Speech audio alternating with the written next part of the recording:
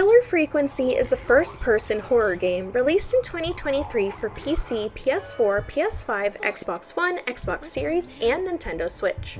You play as a radio DJ, Forrest Nash, who moved to a small town after being a big name in Chicago. He runs a radio station with his assistant Peggy, and the two have very different personalities. They have a fun dynamic and bounce off of each other, which is enjoyable to their listeners. The town has a dark history of a serial killer named the Whistling Man who disappeared, and he returns on the night of the game's story. The local police go to get help after the sheriff is killed, and all 911 calls are forwarded to Forrest's radio station.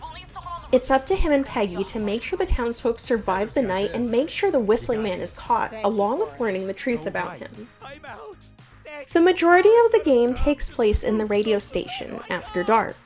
You pretty much have the run of the whole building, but certain areas only become accessible after you receive keys from Peggy. She's locked up in her studio room and doesn't leave at all.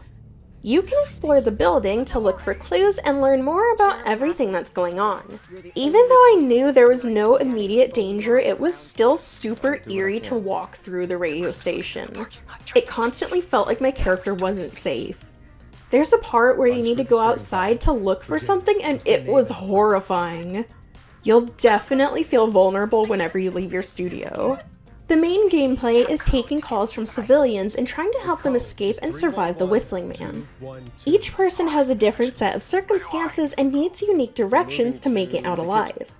For example, trying to tell someone where to hide to avoid being spotted, or giving first aid directions to stop someone from bleeding out.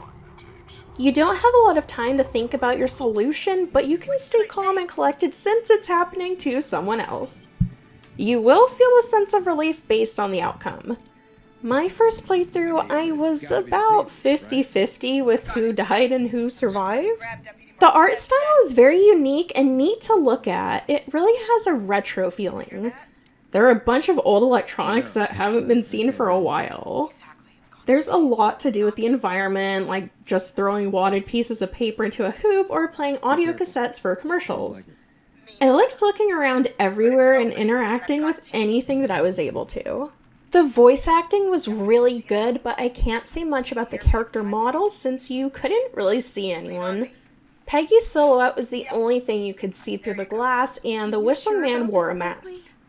All of the characters had their own personalities, and the voices were great though. You'll feel for most of them, and it's satisfying knowing you help them escape certain death.